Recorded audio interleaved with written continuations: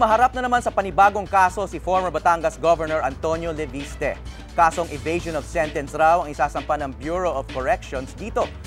Nahuli kasi ito ng mga taga-National Bureau of Investigation sa labas ng Bilibid nang walang pahintulot. Living out na preso raw si Leviste sa Bilibid. Pero ang ibig sabihin nito, pwede lamang siyang lumabas ng kanyang selda. Kasalukuyan pang tinatapos ni Leviste ang kanyang sentensya matapos itong mahatulan ng guilty sa pagpatay sa kanyang kaibigan noong 2009. Kaugnay ng balitang nakakalabas si Batangas Governor Antonio Leviste sa Bilibid kahit walang pahintulot, makakausap po natin si Justice Undersecretary Francisco Baraan III. Magandang umaga, Yusek Baraan. Good morning po. Yes sir, paano nakakalabas ng bilangguan si ex-Governor Leviste? It can only mean na may negligence o kaya may kunay pa sa ating mga guards. That's the only way it can happen. Ibig sabihin, at the very least, may gross negligence sa ating mga prison guards. Ano?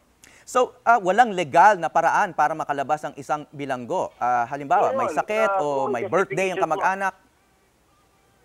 Mayroon po, may mga sitwasyon na pinapayagang lumabas sa tihitan ang isang bilanggo. Ito yung say, may sakit siya, no? Papadoktor, o kaya bibisita sa namatay ng kamag-anak. Ganyan, no? Kaya lang, may proseso and the authority na lalabas sila, binibigyan ng DOJ, the secretary, Winston through me. So, ano ba yung proseso para makalabas ang isang bilanggo? Dadaan ba sa inyo yan? Hindi lahat ng sitwasyon makakalabas ng bilanggo. May specific lang. Sabi ko nga, may specific na malala, hindi lang ang hospitalization na kanapagod ko. Araw, may mga kamag-anak siyang naka-hospital na kanyang hospital na mamatay na ako kaya may nakaburol na kamag-anak na siya'y kayagang lumabas ng yung oras na very limited period sa mga strict na kaming mga prison guard. Okay, sir.